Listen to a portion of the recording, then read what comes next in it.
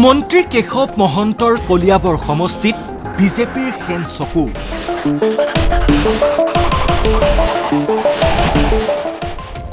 অগপৰ কাৰ্যকৰী সভাপতি কেশৱ মহন্তৰ কলিয়াবৰ সমষ্টিটো এইবাৰ লাগে বিজেপি।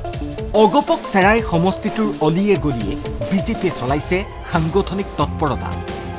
কলিয়াবৰ বিধানসভা সমষ্টিৰ অন্তৰ্গত ভাৰতীয় জনতা পাৰ্টিৰ কাৰ্যকৰ্তা বুলিয়ে নহয়, সাধাৰণ ৰাইজেও ইয়াত এটা পৰিৱৰ্তন বিচাৰিছে। কেন্দ্ৰত নৰেন্দ্ৰ মোদীৰ নেতৃত্বাধীন বিজেপি চৰকাৰ, ৰাজ্যত হিমন্ত বিশ্ব শৰ্মাৰ নেতৃত্বত বিজেপি নেতৃত্বাধীন মিত্ৰজোঁটৰ চৰকাৰ আৰু বিজেপিৰ এজন প্ৰতিনিধিক কলিয়াবৰবাসীয়ে বিচাৰিছে। নিদিলে যদিহে দিয়েতো ভাল, আৰু যদি নিদিয়ে আমি বিকল্প নিজে খেলাৰ চিন্তা কৰিছোঁ। কলিয়াবৰত এবাৰ ভাৰতীয় জনতা পাৰ্টিৰ এজন প্ৰাৰ্থী হওক। দলৰ কাৰ্যকৰী সভাপতি হিচাপে নৱগঠিত চাবুৱা লাহোৱালত অগপৰ প্ৰাৰ্থী থাকিব বুলি ঘোষণা কৰা কেশৱ মহন্তৰেই বিপদ বাঢ়িছে। 2026 বিধানসভা নিৰ্বাচনত কলিয়াবৰ সমষ্টি অগপক এৰি নিদিয়ে বিজেপিৰ তৃণমূলৰ কৰ্মীয়ে। একেৰাহে দুবাৰকৈ দিছপুৰৰ ক্ষমতা দখল কৰিলেও সমষ্টিটোত এতিয়ালৈ তৃণমূল কৰ্মীয়ে পোৱা নাই বিজেপিৰ প্ৰতিনিধি, যাৰ বাবে দুবাৰকৈ বিজেপি কৰ্মীয়ে কৰা ছেক্ৰিফাইচ এইবাৰ অগপৰ কৰ্মীয়ে কৰক বুলি দাবী বিজেপিৰ তৃণমূল কৰ্মীৰ। সমষ্টি পুনৰ নিৰ্ধাৰণে চাৰিসীমা সলাই পেলোৱা কলিয়াবৰ সমষ্টিত পঞ্চায়তে সাংগঠনিক তৎপৰতা বিজেপিৰ। মিত্ৰজোঁটত আছো, সেই হিচাপে আমাৰো অধিকাৰ আছে, কাৰণ যিহেতু দুটা ট্ৰাম আমি অগপক আমি এই চিটটো এৰি দিছিলো, গতিকে আমি শীৰ্ষ নেতৃত্বক ভাৰতীয় জনতা পাৰ্টিৰ এগৰাকী প্ৰতিনিধি বিচাৰিম। কিন্তু ৰাইজে বিচাৰিছে যে পৰিয়াল কেন্দ্ৰিক ৰাজনীতি অৱসান হ'ব লাগে। ভাৰতীয় জনতা পাৰ্টিৰ কাৰ্যকৰ্তাৰ ফালৰ পৰা আমাৰো এবাৰ দাবী থাকিব যে ভাৰতীয় জনতা পাৰ্টিৰ পৰা এবাৰ প্ৰাৰ্থিত্ব দিয়ক, আৰু আমাৰ যিসকল এজিপিৰ কাৰ্যকৰ্তা আছে তেখেতসকলেও যাতে সহায় কৰে। আনহাতে বিজেপি কৰ্মীয়ে যিমানেই তালফাল নকৰক কিয় অগপৰ শিপা থকা সমষ্টি কলিয়াবৰ এৰি নিদিয়ে বিজেপি।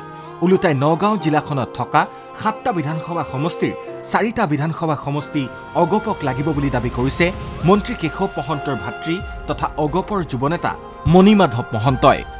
নগাঁও জিলাৰ 7টা বিধানসভা সমষ্টি, এই 7টা বিধানসভা সমষ্টিৰ ভিতৰত আমি কলিয়াবৰ আছে, কলিয়াবৰৰ বাহিৰেও আৰু কেইবাটাও সমষ্টি আছে, চামগুৰি, বহমপুৰ, নগাঁও, ৰহা, বিশেষকৈ ৰূপহী, ঢিং, এই আটাইকেইটাৰ ভিতৰত আমাৰ এতিয়া আমি ক'ব নোৱাৰোঁ যে কোনটো হ'ব, কিন্তু আমি 3 পৰা 4টা সমষ্টি বিচাৰিম।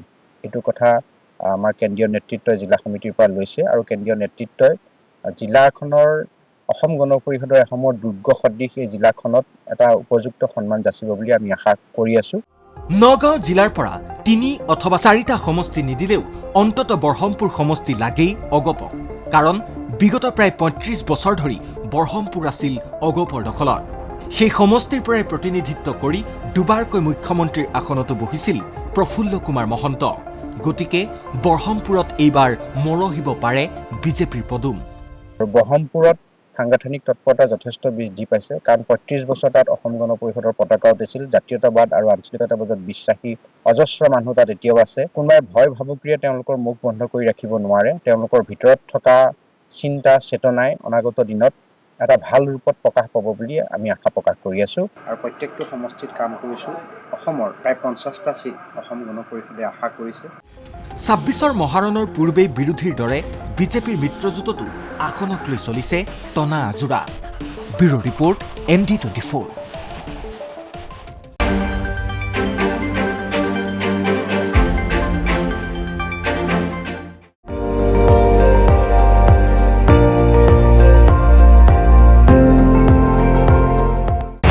আপুনি চাই আছে ND24, সৰ্বশ্ৰেষ্ঠ নহয় সৰ্বোত্তমৰ দৌৰ।